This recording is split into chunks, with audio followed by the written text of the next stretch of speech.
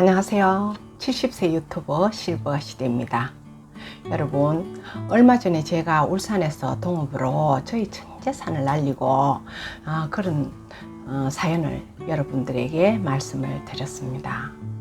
그때 사기를 당하고 나서 무일푼에서 병아리가 껍질을 깨고 나와서 어떻게 지금까지 살아왔는지에 대해서 오늘은 그 첫 번째 이야기를 말씀드리겠습니다. 혹시 예전에 저와 같은 상황에 놓여 있는 분들이나 50대, 60대 은퇴를 하신 분들에게 작은 희망과 동기부여가 되었으면 하는 바람입니다. 제가 그때 인생 밑바닥에서 죽을 만큼 고생하고 직접 경험한 탈출 후기가 되겠습니다. 먼저 자영업을 시작하려면 가장 중요한 3가지를 말씀드리겠습니다.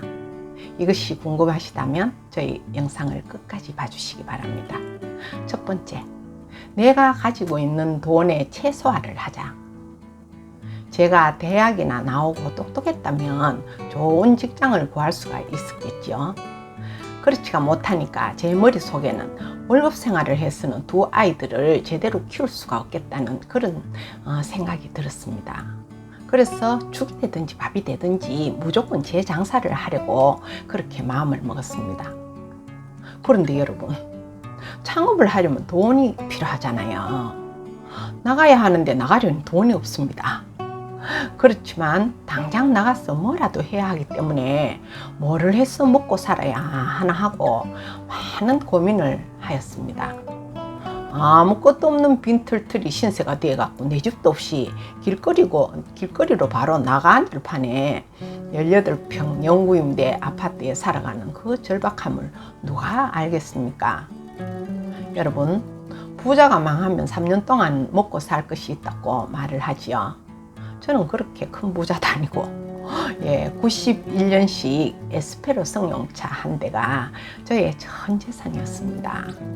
그리고 좁은 아파트로 와야 하니까 짐도 이제 다 버려야 되고 피아노하고 냉장고, 매직 셀프 그 3가지를 가지고 왔습니다.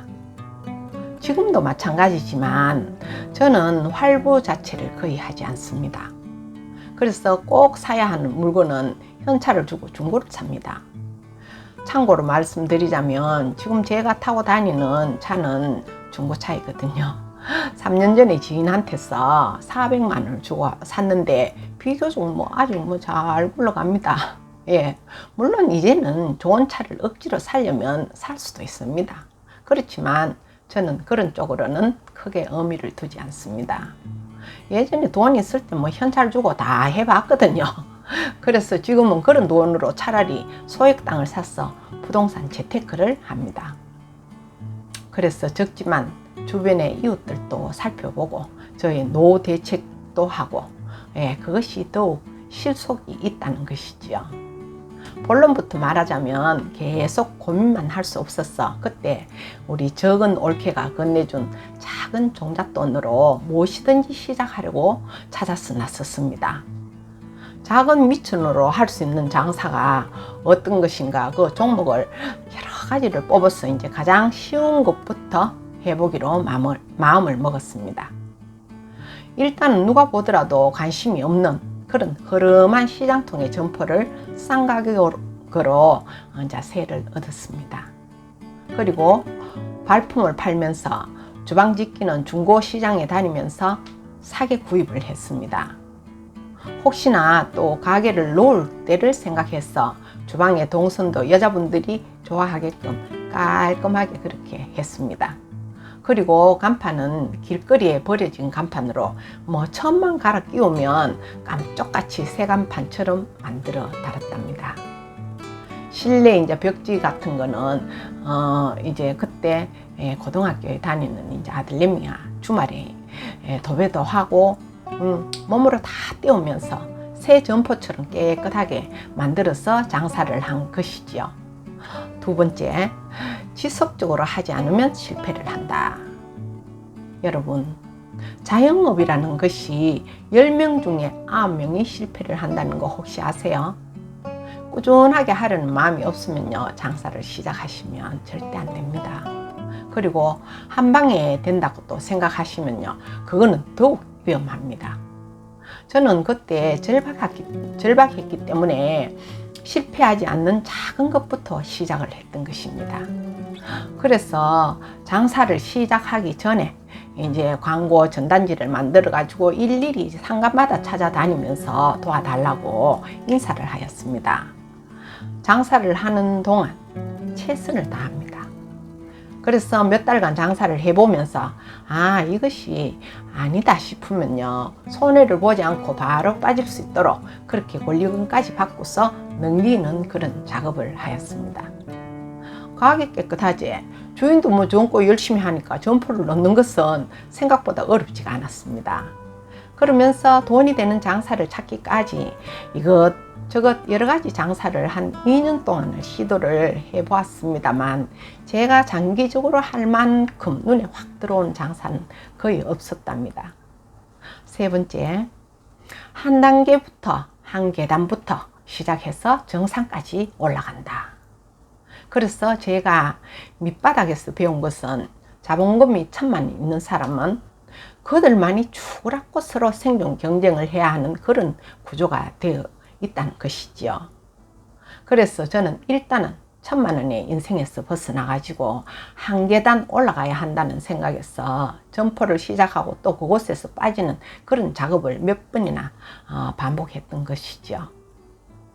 여러분, 장사가 잘 되면요, 절대로 내놓지 않습니다. 그럴 확률은 아주 적은 것이죠. 그러니까 점포를 구할 때는 속지 않아야 하고, 또 점포를 내놓을 때는 낼 수밖에 없는 이유를 꼭 만들어야 합니다. 그 이유만 잘 만든다면요, 내놓는 것은 큰 문제가 없습니다. 저와는 안 맞는 장사라도 또 들어오는 사람과는 또 딱 맞을 수도 있거든요. 이건 역시 정답이라는 것이 없습니다. 내가 살기 위해서는 점포를 넘기려고 선의의 거짓말을 해야 하거든요. 자영업을 해본 사람이라면 통상적으로 다 하는 조금 거짓말은 합니다.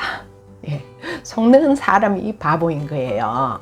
제가 동업 사기를 당해서 전 재산을 하루아침에 날려버리고 거지가 되었잖아요. 제가 속았으니까 제가 바로 바보인 거예요. 살아가면서 작은 잽은 맞아도 되지만 저처럼 단 한 방에 넘어지는 큰 사기는 절대로 당하시면 안 됩니다. 예, 특히 공직에 계시다가 은퇴를 하신 분들은요, 남들의 말에 100% 믿으시면 안 되겠죠. 돈을 잘 번다는 것이 있으면 주변에 가족들한테 주지 나한테까지 넘어올 것은 없다는 거, 그것만 아시면 됩니다. 그래서 이런 것만 노리는 보이스피싱 같은 그런 하이에나들이 세상에는 수도 없이 많이 있습니다. 다 아는 사실이지만 지금도 어처구니 없이 속는 사람들이 너무나 많다는 거 여러분 아셔야 합니다. 저는 10명 중에 9명이 망한다는 그 자영업을 하면서 더 이상 내려갈 곳이 없으니까 악착같이 그곳에서 탈출할 수가 있었습니다. 길을 찾는 고생은요, 한 5년 정도 하였습니다. 오늘은 여기까지 하겠습니다. 다음에 제가 자영업을 하면서 어떤 장사를 어떻게 했는지에 대해서는 말씀드리겠습니다. 자영업에 관심이 있으신 분들은 기대를 해 주시기 바랍니다. 지금까지 부족한 저희 영상을 끝까지 시청해 주셔서 정말 감사합니다. 그럼 다음 영상에서 다시 만나겠습니다.